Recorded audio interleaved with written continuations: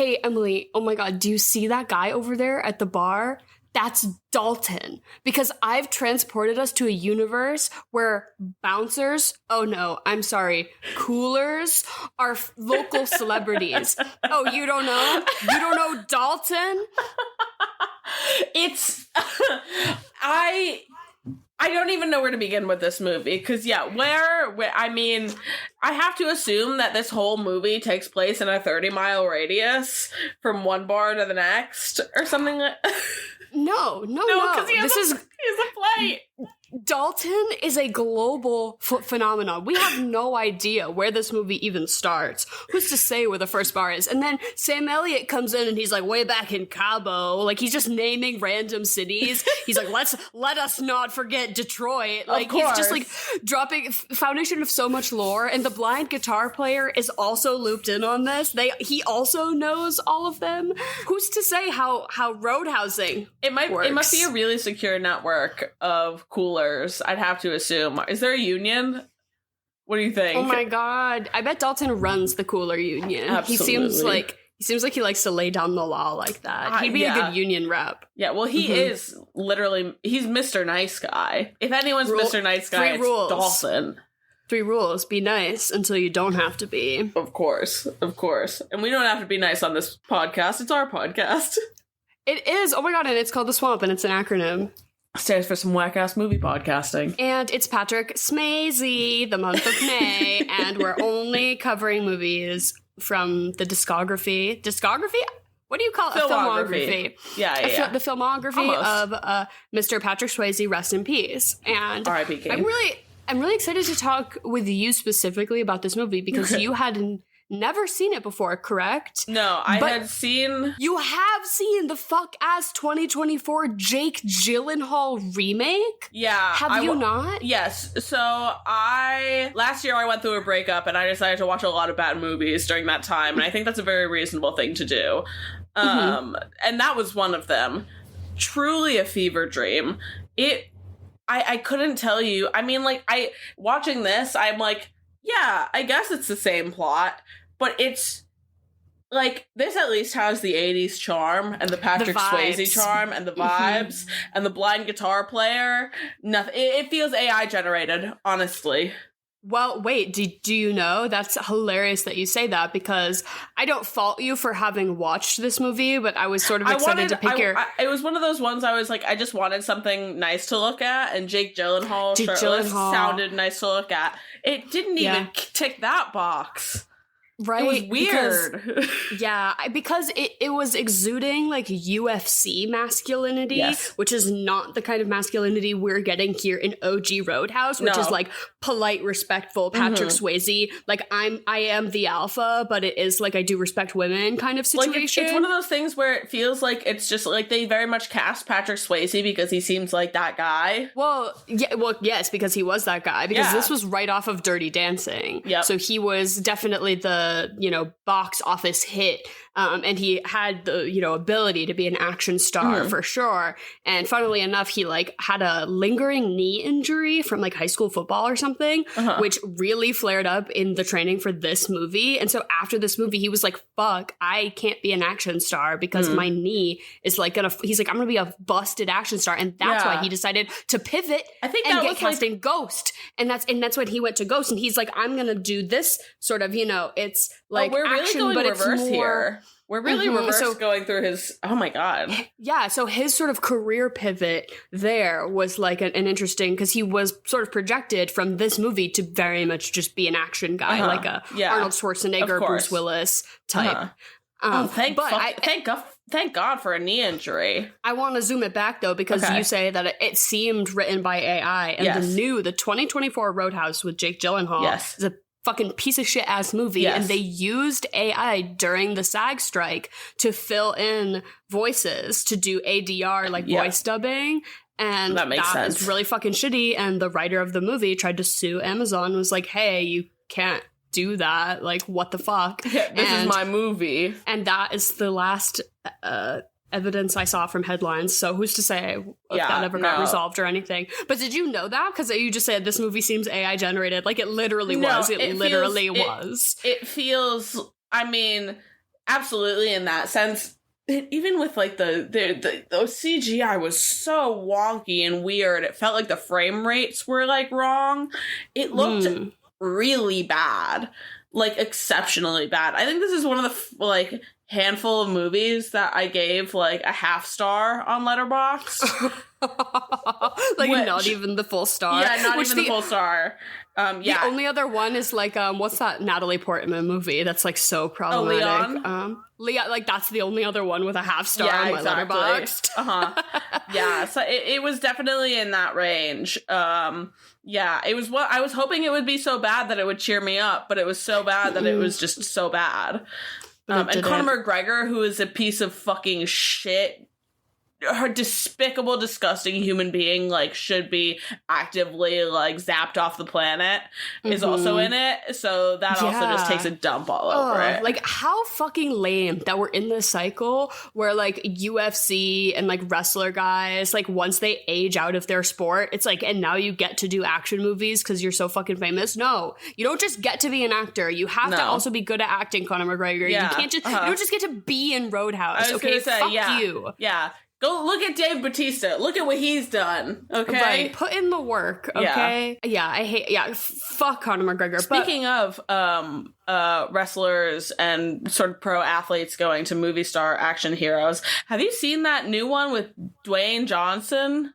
It's like a Safdie brother. Safdie. I don't really know much about it. It's some true story about wrestling. Did you watch the trailer though? The bros love a wrestling story. No, I know nothing about. I know nothing other than the optics. To go watch the trailer because the way I know his hairline looks kind of crazy. The Rock looks. I've seen stills. The Rock looks kind of crazy. It confuses the shit out of me because it doesn't look like him. It does, but it doesn't, and I can't figure it out. Maybe like face prosthetics too, or like CG or something. You think, or just like we'll see. Something. I don't know. But yeah, no, I hadn't seen this one. I had seen bad Jake Gyllenhaal, but I'm pretty sure you said your husband has shown you this movie before, correct? Well, yes, we had to watch this. Well, we didn't have to. We got to watch this movie. Well, we were rescuing someone from like a roommate booty call situation where like they had to leave, and we were like, we'll be the safe haven, like while they have like while they have their scheduled sex. Yeah, you can let mom and dad come take care of you. While you can flee the area, and we'll watch Roadhouse, and nobody's gonna have sex longer than Roadhouse. So, and that is exactly the case. So we came over, watched Roadhouse. Because Roadhouse, and then they went back. Because Roadhouse shouldn't be a nearly 2-hour film. Wait, no, Roadhouse is the perfect length. I don't think it overstays its welcome. You think Roadhouse is too long? I have no issues with the length of Roadhouse. 15 minutes. Maybe like cut the whole romance. The whole romance. Cut the whole romance with the doctor and have him just fuck Denise at the bar after she does her striptease, and that's how Patrick Swayze. But he's too philosophical. He would never. He does Tai Chi.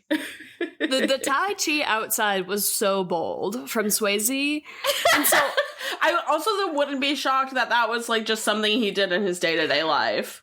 Right. They're like, hey, is anyone getting this? Are the cameras rolling? So he's just doing that what he does there before he does a take. This is his process. This is right before he has to beat the shit out of someone. Oh my god, yeah. How do we even begin to? I mean, so Dalton, it's everything Dalton and there's nothing. Is world famous. He's a world famous bouncer. Just kidding. It's called a cooler. He's in charge of taking rowdy drunk people and fixing up the bar. He's the manager of the bouncers, essentially. Yeah, and he's like the big guy in charge. And so some actor who looked like sort of a store brand Michael Keaton, like a round Michael Keaton wearing a bolo tie. He's like, I need the best. Yeah. Who's the best in the business? And everyone's like, well, Dalton is the best in the business. There's no doubt about it. Obviously. You haven't heard of Dalton? And so he's like, hey, my club, the Double Deuce, the Big Pooh, needs cleaning up. And I need you to whip it into shape so I can like renovate it. He's like going to renovate it and make it nice or whatever. But it's just like the people in the club are too rowdy. Like, that's seeming like a whole situation, which we then come to learn. It's in Missouri. So Patrick Swayze, Dalton canonically does not fly planes. Nope. So he drives his little car out there and he says, hey, I've come to town. And we enter this universe where you just have to suspend your disbelief about like how all like societal laws and rules work, because it's a town with one guy's mansion, a hardware store, a bar, like a ranch, and like maybe a neighborhood. Yeah, and there's gotta be one suburb at the very least. And wherever Dr. Clay works, the hospital. Sure. So, in the hospital. But the town is seemingly run by just this one guy who owns the cops because he's a big rich tycoon. It's like think mafia, but in the South, and it's by the South I mean just one town. Missouri, and it's just like this one guy. It's not seeming gang-y. I mean, he does have goons, I guess. Yeah, so sure, exactly. It is sort of gang violence in a way, but it's just like... the consequences are so little, and he is such a lame. Do we see a single cop in this movie? We see firefighters. That's not which they are cops in a way, but no, I don't even. Right, but he owns the town, and Dalton's going to clean up the town, but he doesn't like it. But I'm like, aren't you into this gentrification that's happening? Like, I don't understand what this conflict even is. And then Brad Wesley, that's his name, the villain, he just rolls up, and you're like, there's no fucking way that Patrick Swayze cannot just beat the shit out of that guy. Like, he poses little to no physical threat. Just Dave Franco in Love Lies bleeding him. Just unhinging his jaw. So it's just sort of like, so what is the real conflict here? And so, okay, yes, he does have goons and firearms, I guess, but no match for Dalton because he is the best, and he just rips right through every wrong. He rights it. He teaches people to be respectful at the bar. The band gets uncaged. Of course. Yep. Fucking quickly. Jeff Healey and his chill band, who actually did all the music for this. That guy actually, plays the guitar, and that's his band. And Patrick Swayze wrote and recorded 2 songs for the soundtrack of this movie for no goddamn reason other than just they're like, we have Jeff Healey and his band here, doing the soundtrack. And he was like, let me get on it. Yeah, they're pretty mid, 80s power ballads. They're okay. They've kind of fit in the movie. I don't know. Nothing phenomenal, but I think he sings on Dirty Dancing soundtrack at some point as well. So Swayze had a low-key little pop star career going there for a minute. That does not shock me in the slightest. Oh, hold on. Yeah, he was getting some sneaky singles in there. She's like the wind. Yep, that's exactly. Of course he did. Which is why Patrick Swayze just works as Dalton, as this power alpha male, because he's sort of the thinking man's action star. Of course. He's like, I'm so fucking cool, but I'm also 5'10". Everyone's always like, damn, you're so small. And I'm like, is 5'10" really small? But I'm like, I guess if everyone's fucking huge and jacked, I guess 5'10" is comically small, but he's 5'10" and he's really polite and he reads books and he has an NYU philosophy degree. Okay, Dalton's gonna wax poetic about the disruptions in the bar and get to the deeper issues at hand here, which ends up just being that we run a monster truck through a Chevy dealership and we blow up a bunch of cars and there are hella fight scenes and it's so cool. He rips some guy's throat out and ultimately Dalton comes out on top. And that's the film. That's the whole movie. Yeah. I hated the romance. I really hated the romance. It didn't need to be there, but of course, 80s wise, it did, but it didn't. Can I add can I rub some salt into your wound right now? I guess. That this romance was originally Annette Bening, and Annette Bening was cast as, and Patrick Swayze said, I don't feel a chemistry. He's like, when we're doing these test readings, I'm not getting good chem with Miss Annette Bening, so they cut her. I'm gonna kill myself. What's her name? Fucking Kelly Lynch, who was just kind of nothing. She's just literally skinny and blonde. Just whatever. You're a doctor, whatever. Don't care. My toes are curling. I'm so mad. Could have been Annette Bening, but then Annette Bening goes on instead to get cast in some movie, should have looked this up, where she is then nominated for Best Supporting Actress at the Oscars, loses to Whoopi. Then loses to Whoopi Goldberg in Ghost. Yeah, so it all comes back around to Ghost and Whoopi Goldberg ultimately. I mean, really, and neither of them would have been in that Oscar race without Patrick Swayze, so. And do you know what definitely was not at the Oscars is Roadhouse, so. I'm not even close. Roadhouse has this sort of cultural legacy of being the ultimate good bad movie. I would say that's that. Yeah. Roger Ebert, the like fuck ass movie critic guy, he like pretty famously said that this movie really toes the edge of good bad and bad bad. And he like I hate to quote this man, but this is really what this movie is all about. He says, I hesitate to recommend it because so much relies on the ironic vision of the viewer. Yes, Roadhouse is all about your ability to suspend your disbelief and enter the Roadhouse universe. And it's hilarious. It's the funny, like every line is not written with the intent to be funny. And it's so fucking funny. It's so earnest. They genuinely thought they were making a Western. They're like, we're making a Western, but it's about bar fights. And it's, you can tell, like, it's actually shot, like, pretty beautifully. The story, the writing, it's, like, kind of confused. It is a pretty solid action movie, ultimately. It doesn't make any sense. But you have to just let yourself go there. And then Patrick Swayze's ripping some guy's throat out and you're like, yeah, I'm in it with you. And then it's the perfect movie. Does that resonate? Did you have a good time with this? I had a good time with it.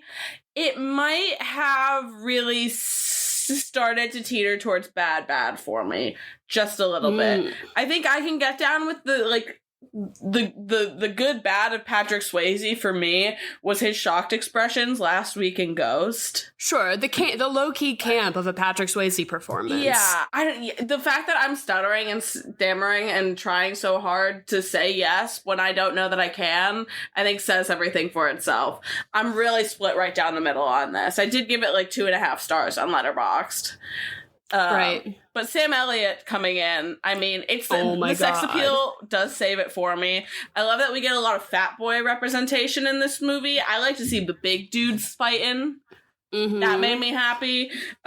Use your mass. Yeah, I like that. I like that the goons really got a time to shine in this movie as well. But I certainly would have liked to get a little more backstory. No, see, I love that this movie builds so much lore and by giving you nothing. It's Sam Elliott rolls up and he's just like, I'm your mentor and I get to flirt with your girlfriend in front of you. And that's the kind of relationship we have. And I just have to take that at face value, you know? I just need to know that Wade Garrett is also the second most famous cooler in Missouri. Okay.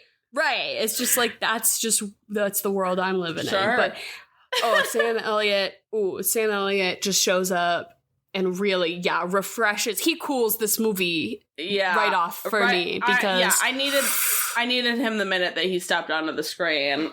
He not a moment too soon or too late. Showing bush, just pulling out his bush in public. Thank God for that. Yeah, well, it's the fact that he was a Western guy, right? That's the whole thing. Is they got Sam Elliott, who was a Western guy, to come be in their fucking bar fight Western and everything like that. It's the way that the kung fu comes in, because it's bar fights. But at the same time, once we get, like, the head goon of, what's his name? Wesley? Oh, Brad Wesley, yeah. Once we get the head goon of Brad Wesley out here, we are not holding back on the kung fu moves, that's for sure. If you had any doubts before of what genre of fighting this was, wiped clean. Was that the guy who drops the one-liner, I used to fuck guys like you in prison? Yeah, that shit was crazy. Yes, him. Damn, okay, we're going there. And well, the fighting, I think we sort of get the shift from Western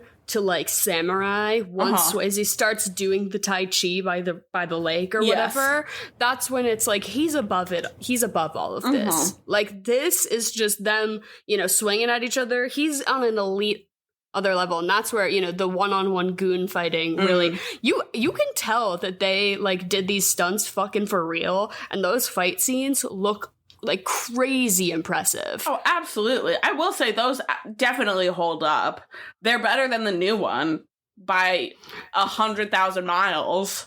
Really? The fight choreography? Yes! The fight choreography was so fucking corny and bad in the new one. And, like, I think it was corny and good in this one. I was gonna say, I think because this movie isn't afraid to be a little silly and be like, yeah, we're doing, like, a kung fu kind of bit here. Like, Sam Elliott's gonna, show up and call you Miho. Like, that's just gonna happen. In the new one, it is too earnestly praising UFC fighting. Yes. It's like... So then there's no, silly entertainment value. It's like, that's how you kill a man. Yeah, exactly. But it also doesn't, at the same time, I don't think any killing like that happens in that one. Maybe I'm wrong. I can't remember it too well. But, yeah. He doesn't, really fuck some guys up, because Patrick Swayze kills that guy for real. He kills rips that guy his throat literally, out. That was the whole thing. That did have me really gagged when he did that, because I didn't think he was gonna go there, and he did. Oh, what? Chekhov's throat fucking snatch? The way literally they drop Kill at the Bill. beginning, they're like, rumor is he snatched somebody's throat right out, and then you're like waiting for it to fucking happen. And every time he goes back with his little claw, you're like, when's he gonna do it? Also, at one point, the other one, when he drops the guy on the knee, they like allude, they're like, you can take any guy out, no matter his size, if you hit him on the knee or something. Yeah, and then they show it. They do a lot of good setups for then like specific violence. But yeah, the throat snatching is especially visceral, and they do kind of show like that man with his throat ripped out. Oh, fully. Yeah, no. They said there's a hole in that guy's neck now, and they show you all of it. Like, They said Dr. Clay, paging Dr. Clay, this man's throat is ripped out. Girl, can you come with your staple gun, please? Dr. Clay, you're in danger, girl. Get the fuck out of there. Because she literally calls him crazy to his face, which is correct. I'm sorry, girls. If you are on a date with a man, this is probably the third or fourth time you're hanging out, and he rips some guy's throat out in front of you. You're not in safe hands. Except Dr. Clay as a character, like, exists solely just to patch up Patrick Swayze, because, like, why is this, like, incredibly hot, single, professional young woman in this rando town in Missouri? Like, what is she doing? What's her backstory? We know nothing. She said that she, like, had been in a serious relationship and it didn't work out, and that the main guy of the town, like, liked her, but that she, like, didn't respond to his advances, so now she's not, like, invited to his fucking pool parties anymore or whatever, and that's about her, like, social standing in the town. But, like, what, girl, why are you here? You're just doing her residency? Like, give me one line, like, I'm doing my residency there, here. Like, I think she grew up there, and someone in the town adopted her or something. I don't know. There's not like you said before, they don't give you a single thing for background here. It's just, these are the townsfolk, and that's it. And you know what that movie reminds me of? Or at least that part of the movie reminds me of? Is Tu Wong Fu. I'm going to tell you. In what way?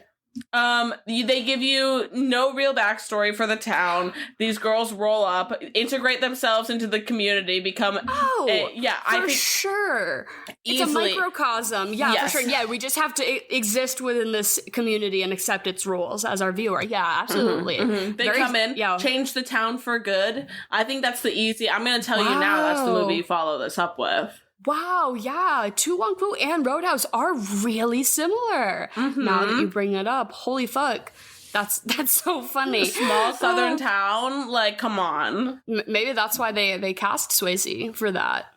I would hope so. I would, the materials it's kind there. Of it's like the same movie, but it's also at the same time the antithesis of it.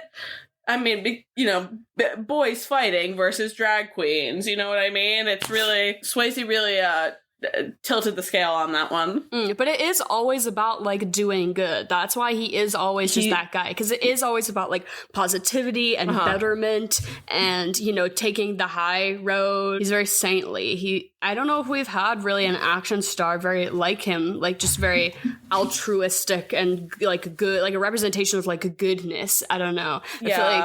I feel like action movies nowadays lean more towards, like, the fucked up, like, Keanu Reeves, John Wick. Like, I'm kind of a serious dark guy. Like, I feel like, do we have anyone really in the canon who's like a Mr. sunshine nice positivity. Yeah, but like still could kick out, still will karate rip your throat out, you know? I don't know. I see, because the first person that I think of is like Pedro Pascal. I'm thinking Gladiator and all that, because that's like the biggest action movie that's coming to mind right now. But I don't get me wrong. I get Mr. Nice Guy from him. But he does need to be straight, and I don't believe that of Pedro Pascal. I need my straight, like, you know what I mean? I think that's part of it. Yeah. Well, because the like homoeroticism does have to come from a place of pure straightness. Yes, like, exactly. He does have to be a heterosexual man in order to reach the levels of like sexually charged wrestling with another guy. That's just it's like the foundations of that. But I also feel like, so if we're talking about Pedro, I feel like Pedro Pascal, well, actually, I was about to say, like, has the capacity to play, like, more villainous roles, where I don't think Swayze was really cast as a villain very often, but I am thinking, do you remember him in Donnie Darko, and he plays, like, the fucked up pedophile motivational speaker guy? Yes, so I was like, Swayze did play a few villains in his day, so maybe I'm just not giving him enough credit. But I think that was pretty subtle, you know what I mean? I don't think that was really over. It was kind of like, yeah, he did bad shit, but they didn't show you him, like, being bad or doing bad shit, you know what I mean? Yeah, which I would like to see. I feel like we, like you said, I don't think we got that from him very often. But yeah, I don't know. Who the fuck is an action star these days? I mean, what is the modern state of the action movie? Yeah, the modern state of the action movie really is just the superhero movie. Like, who am I looking to? Sebastian Stan? Don't get me wrong, I like Sebastian Stan, but he's no Patrick Swayze. No, and because I'm thinking like a true action movie in the sense that it's not any sort of like sci-fi or fantasy, so it's like the superhero element sort of then brings it into a new genre, or like a new subgenre for me. Like the pure action movies these days, I do think just lean more comedy. I feel like we get more action comedies now than like just straight action. It's all Mission Impossible. Just remakes and stuff. Roadhouse remakes, just remakes. So we just return to the answer that's always the truth. What's the modern state of it? It's just that we get fucking slop. Yeah, exactly. I'm waiting for someone to. We're waiting for our Patrick Swayze to come. Our new installment. It's like the Avatar. You know what I mean? I'm trying to think of like who could it be? Could it be like could it be Joe Keery? Could we get him he's fucking doing music ripped? Too much. No, I think Dev Patel. Maybe? Oh. I don't know. He's too... Well, yes. Oh, do you see he just got a deal for a second movie with A24? He gets to write and direct. They just give him a bunch of money. I don't know what the movie is. I don't care. Another Dev Patel piece, which I am, thrilled about. And that's all I need. We loved Monkey Man. That's a true action movie. Yeah, true. I mean, that's the only one that's coming to mind in the last couple of years that was truly like... And like good, yeah. Yeah, I mean, besides Gladiator, I don't know, man. It's just a shame. It was hot. It was sexy, but... I mean, it was exactly like the whole thing of it was like, I think they rewrote half of the story because they decided to not use that Palestinian actress who was supposed to be like a main character, and they cut her entire plot and just made it beat for beat the same fucking thing as Gladiator. It was like when they redid Star Wars a couple of years ago with Adam Driver and Daisy Ridley, and they just ripped the entire plot from the first Star Wars movie. It was just fucking weird. It was good, like, and like the tech was good, and it was like good acting and everything like that. But the story, I'm like, what are you giving me? Slop. Well, yes. Yeah. Have you seen Sinners yet? No, I'm gonna try and go to the Coolidge this week and see it before she's gone. But no, I haven't had the time, which is a real shame. I haven't gone to the theater in a fucking minute. I was gonna ask if you'd seen anything new, but then I was thinking about myself, and I haven't really been to the theaters much since I saw Sinners, because there's not a ton out right now. I think we're in that pre-summer like area where all the big blockbusters are gonna come out, but I guess I have no interest in Thunderbolts. I have no interest in the Minecraft movie. No, I rewatched Conclave is what I did, and that was about it. Oh my god, new Pope. Well, shouts out Chicago Pope. I'm already on the Leo train, so I'm not mad about this. The history shows that he's a pedophile apologist. That is not true. That's not true. Debunked? No, debunked. The Peruvians debunked that. Okay, Yeah. So we're not getting our news from the Pope swamp Clave. today. From Pope From Clave. Pope Clave, who got to go to the Vatican. Yeah, that was iconic. Shout out Pope Clave or Pope Clave. I don't know which one it is. But yeah, they got me through the last week. That was a real highlight. Yeah, I guess the new Pope seems not terrible. I think the new Pope has definitely watched Roadhouse. Oh my god, he's probably the first Pope to have seen Roadhouse. Definitely. Do you think he's seen it? No way. I absolutely think he's seen it. He was at the fucking World Series in 2005. That man has seen Roadhouse. I love to think that. I love to think that Dalton's 3 rules are making their way into the center of Catholicism. I hope so. Yeah. Never underestimate your opponent. Take it outside and be nice. I think that's pretty similar to the Catholics. Oh, yeah. Something like that. The thing that really got me about this movie is that this was the whole basis for Bar Rescue, I think. Yeah, this is Bar Rescue, the film. This exactly. Is the first... You know how Catfish was a movie before it was a TV show on MTV? It was a documentary first. This is the documentary that they then were like, let's keep these good vibes rolling. Of course. Turn it into a reality TV show that is then Bar Rescue. Oh, yeah. Yeah, it was really...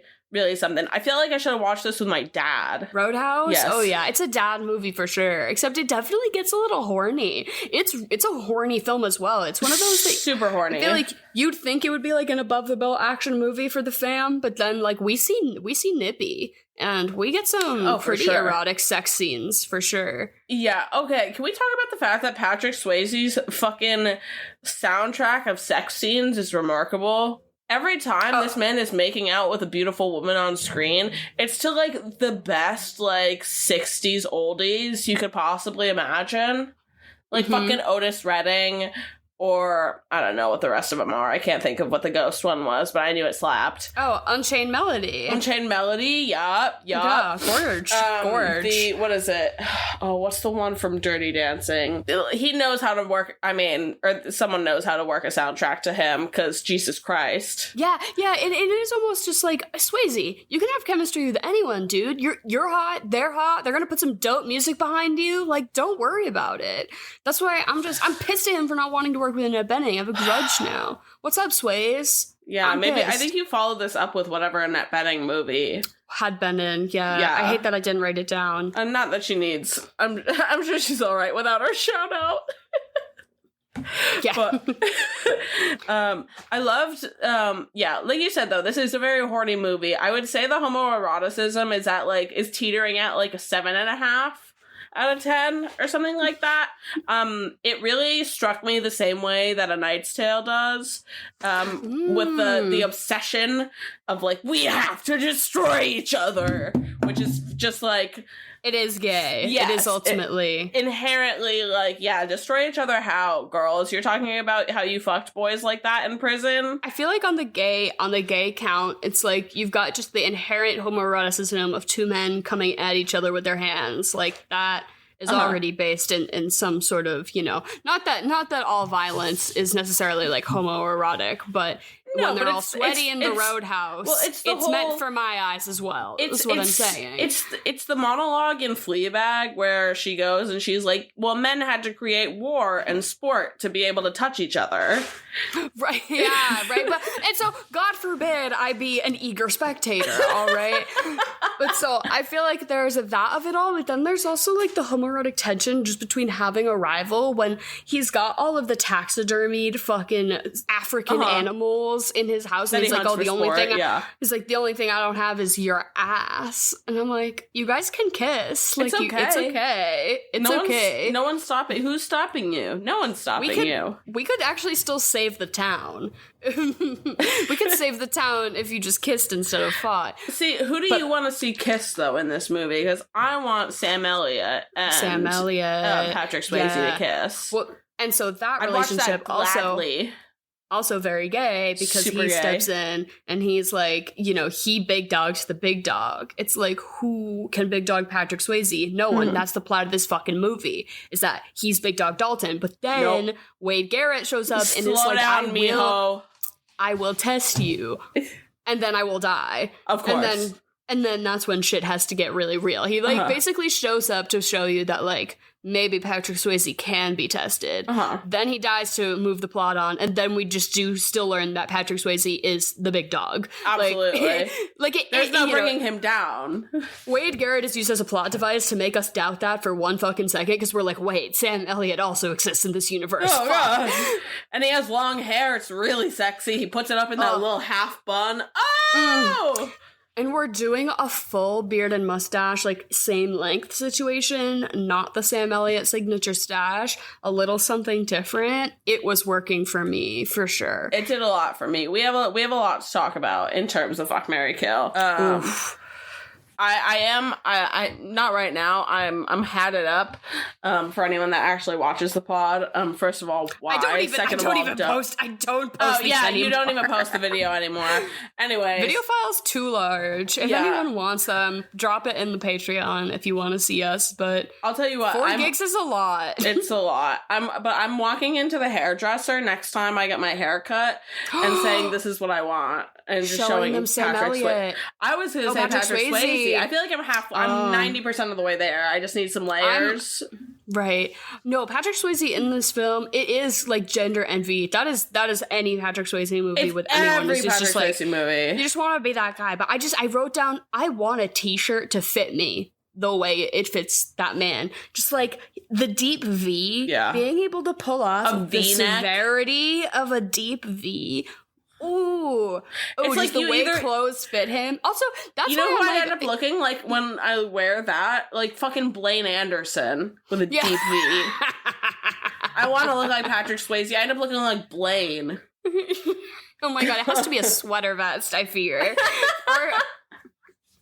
Or you've got to have some other sort of Darren Criss energy about you, which I feel like on a spectrum of Darren Criss to Patrick Swayze. Where do I sit? Unfortunately, I think we're both erring on the side of Darren Criss, for sure. For sure, yeah. Yeah, no. I'll jump in that boat with you, though. I don't know, but hey, they both sing the power ballad, which I can get behind, so... Yeah. They might be closer than we think. Jeff Healey. Jeff Healey is the guitar player, the blind guitar player. Let's start it on him. I think his name is Cody in the movie. And when we first get introduced to the double deuce, which is just like, have you ever been to a bar like this? Like, what is your experience with? Because I can't say I've been to anything similar to a Roadhouse. I went to like a line dancing bar in the South that was like, I would say somewhat adjacent. Like, definitely people were like getting thrown out for being too drunk. But I've never really been to any sort of bar where it's like rowdy in this sort of capacity. No, not rowdy. I've definitely been to like the towny bar before, but like it's a Massachusetts towny bar, and that is not like a route. It's passive aggressive. It's not rowdy.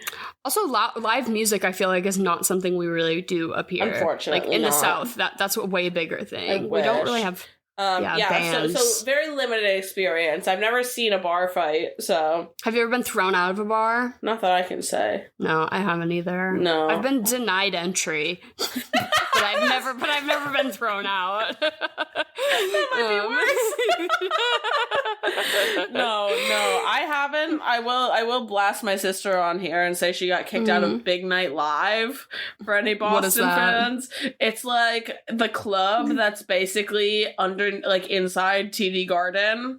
So what you have to be a name. Yeah, you have Big to be Big Night Live. Yeah, hey, let's go to Big Night Live. It's horrific. Well, you and I are seeing. Also, shout out Emil and the Sniffers. Dara and I are seeing them later this week, but I saw them at Big Night Live a couple of years ago first, and it is the worst place you could ever have a concert. It is very much just like it's.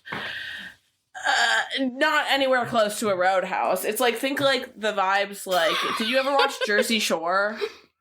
Sure. Yeah. Yeah. It has that sort of energy. Awful. Yeah. Awful. Like you're going to, it's like Boston's Karma or something like that equivalent. No, thank you. But yeah, not ideal. I know. But I would like to go to a bar that has the musicians in a cage. Although Please. I do think that invites a certain level of violence. Disrespect. Absolutely. It's like, we had to put them behind a cage. It's kind of inviting me to throw my empty at it. You know what I mean? I think specific, but if I was a toxic man, I would. I think if I got drunk enough, I would also take...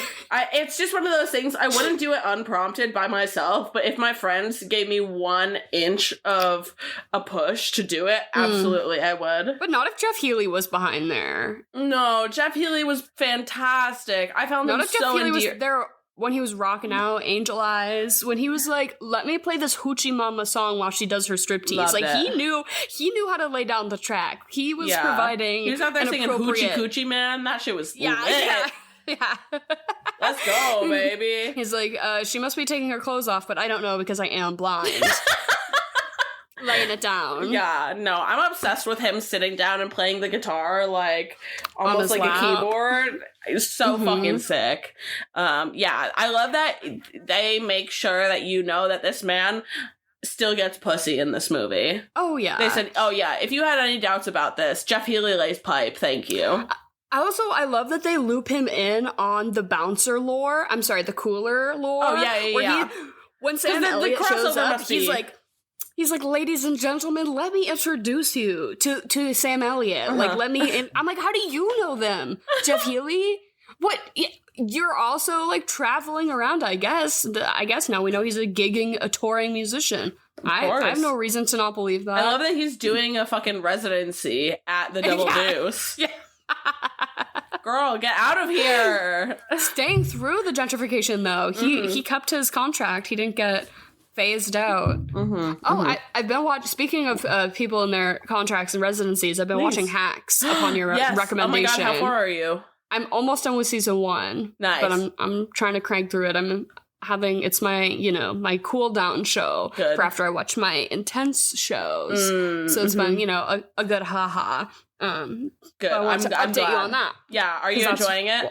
Yes, of course. It is very funny. Good, and I'm very endeared to Miss Hannah Einbinder because I'm also very, like, awkward in the same ways. She's very relatable. Absolutely. I find. Like, unfortunately, but... I think if there's a handful of white women that other white women, I think, should be allowed to relate to, and I think that that's a good one, too.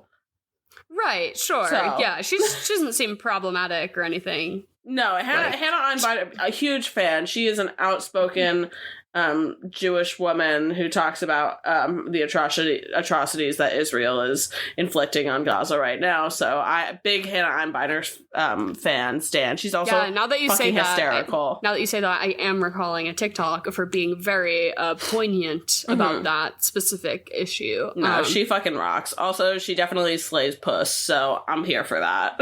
Who else slays puss in Roadhouse so that I can loop it back? I don't know, that big boy bouncer. Who was he? I like that they gave each team one big boy, basically. Right. So on their 1v1, it could like be balanced out. No, he probably slays puss. The owner of the bar does not slay puss. The owner of the bar likes to get cucked. For sure. The bolo tie is something that is usually a plus for me, but it was not really not this time. Here. Red, the guy that owns the hardware store. Oh, slays yes. puss. Whose wife divorced him. When he was like, don't marry an ugly woman. It's too much more than it's worth or something. He has a little line about like, don't marry someone ugly. And he's like, she left me for someone even uglier than her. And I was like, okay, Red. Sure. Okay, Red, with your divorce lore. All right. Yeah. A little animosity never hurt. The guy who owns the barn that Patrick Swayze is woofing at. Have you ever woofed? Do you know about woofing? Enlighten me, please. Woofing is like Airbnb, but you stay at a farm and you provide labor, and so you don't have to pay. So it's like, oh, I want to go to San Francisco, but I don't have any money. So you go on the app woofing or whatever. Woof, probably, and you make arrangements with like someone with a homestead or a farm, and you like, oh, you can sleep in my guest room if you feed the chickens in the morning, and you have to like do your chores and stuff. Have you ever heard of this? It's pretty popular for like young poor people. That's to fucking travel. Awesome. What? Yeah, it can be pretty sketchy, you know, of course, because yeah. As a young woman, I don't know that that's something that I would subscribe to, but if I was a young man with some broad shoulders, I would maybe do that. Yeah, wolfing. I have 2 friends who did that when they were visiting California, and they definitely were on like the side of a cult for sure. Oh, they were nice. like, we gotta get out of here. We're really pushing it. But they just had to like, it was like literally so easy. They like had to go weed in a garden for like an hour.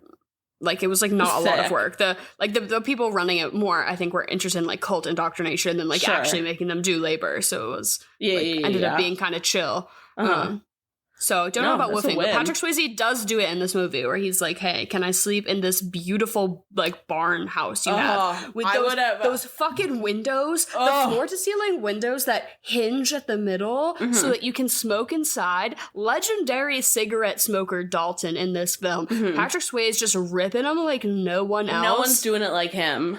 Ooh, no one's ripping cigs like Dalton. He's the best. He's the best. He's the best to ever do it. He's number 1 in town, baby. That's for sure. But his like barn looks out over the lake to his like nemesis's house. Love it. Where he can like see his mansion and like sees about it.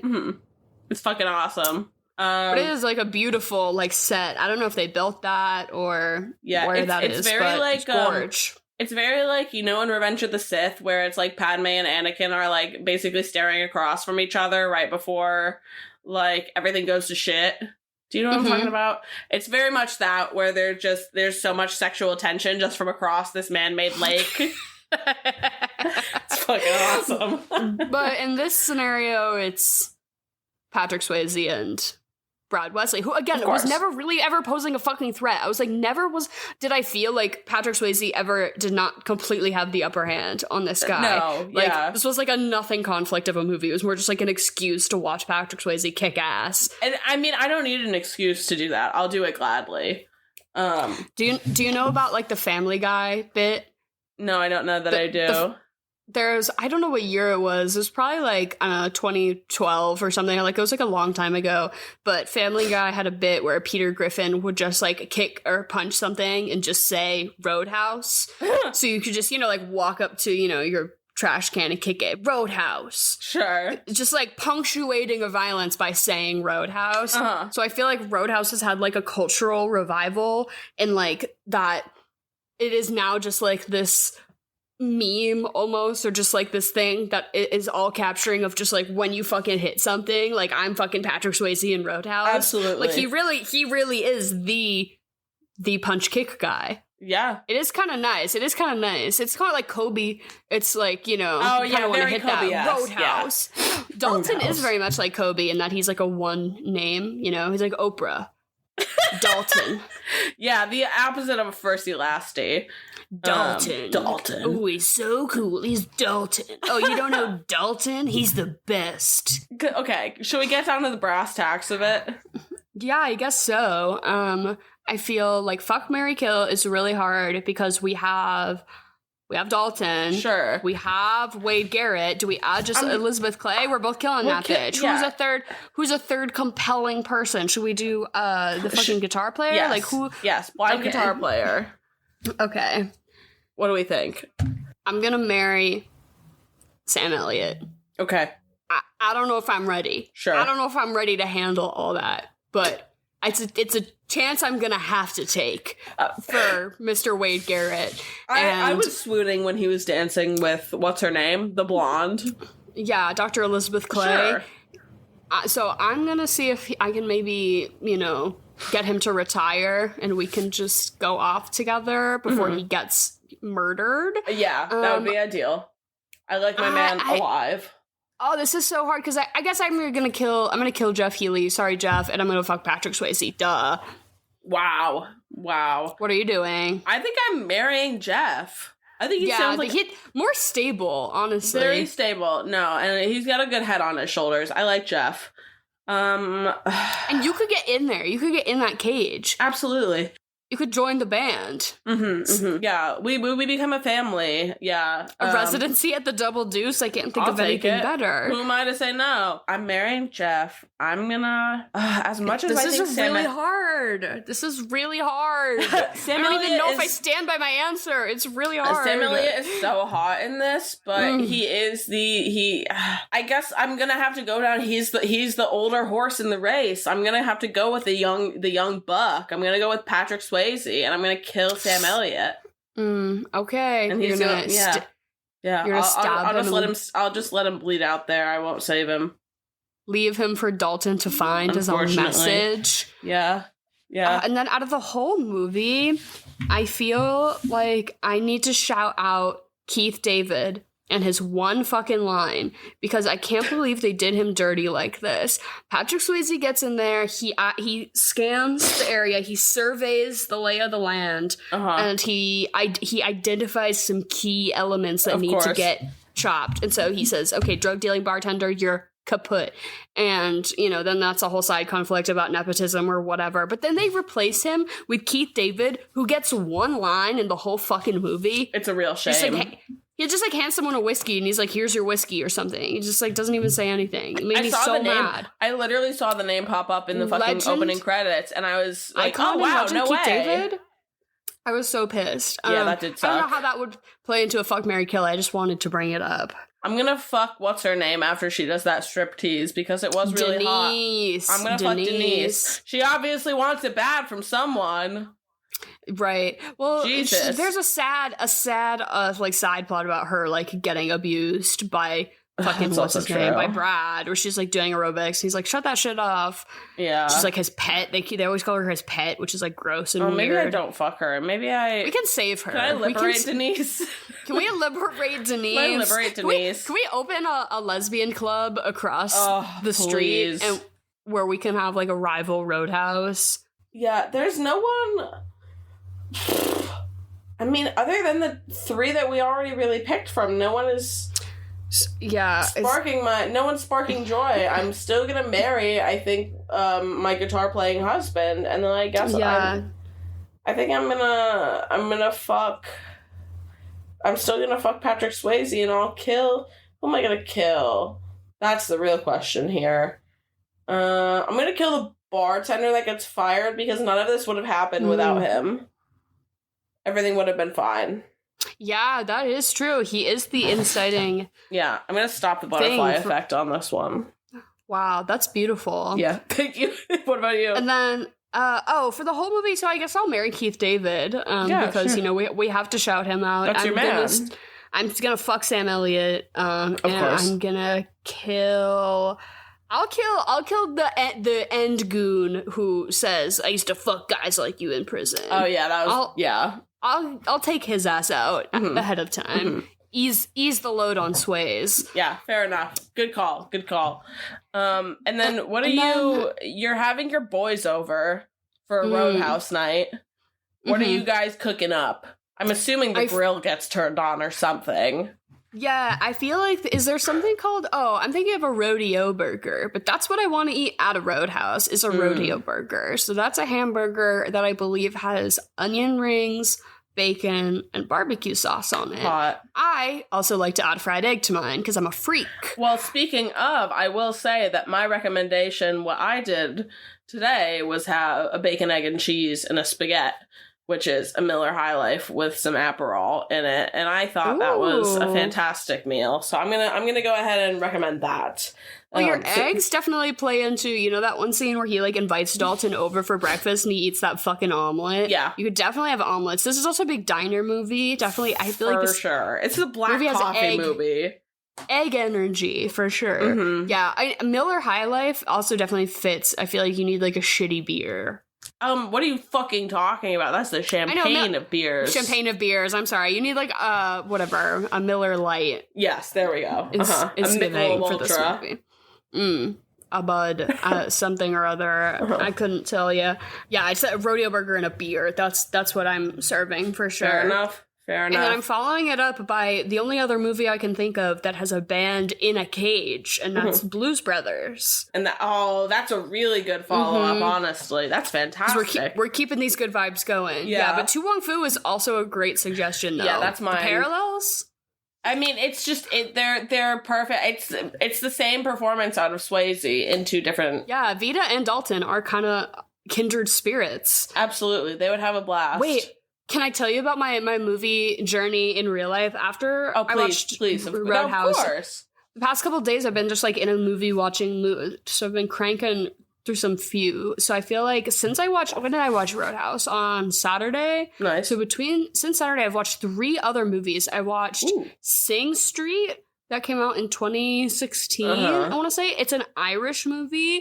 You should fucking watch it. Okay. It was fire. New fave. I watched that after I watched Roadhouse, and I was like, holy fuck, I need to watch more movies now, because that was like crazy good. All right. And then I watched Magnolia, Paul Thomas Anderson. Yes. 3 whole hours long. Fucking devastating. Oh god. What's the plot even? I don't even know the plot. It's like this man is dying, right? And Philip Seymour Hoffman is his nurse, and he's estranged from his son, and it's Tom Cruise is like a toxic masculine, like pickup artist, like program salesman. He's like trying to sell men on like a book on like how to pick up women, and it's like this. And then Julianne Moore is there, and it's just all about I don't know. I can't even describe it. It was really sad. And then I watched Princess Mononoke last night because I had never seen that shit. I wanted to watch it on my big TV, and it's definitely like probably the best one. Right. I'm so glad you fucking agree, dude. Oh my god, so fire. Like so story-wise, don't get me wrong. I love Spirited Away. I love Howl's Moving Castle. This one was actually doing some fucking shit. Like this one, I feel like was a bit more profound. The story was there fully through. Like they did not no dilly-dallying with this. Yeah. Yeah, I really enjoyed it. So I feel like I've just watched like 3 banger movies after watching Roadhouse. I've just been on kind of a kick, and now I'm like, damn, what am I gonna watch tonight? Like, what the fuck? Am I gonna keep these good vibes going? Or like, I wish I had anything good to recommend, but again, I haven't really been on a kick lately. The last 3 movies I've watched have all been very good. I've been in a mood. Well, guys, please, we're on Instagram, even though we don't look like we're on Instagram. So if you have any recommendations for Dara's movie journey this week or next week, or at either of our movie journeys going forward, please send them in. We'd love to cover them. If you have any, it's not always Patrick Swayze. No, but if you do have any other really heater Patrick Swayze ideas, please. I think we're gonna do probably Dirty Dancing next week, obviously. And then what else after that? Who's to say?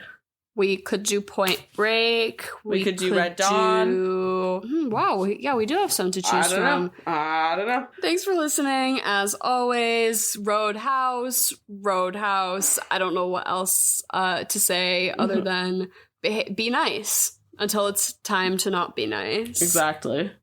And goodbye and good night.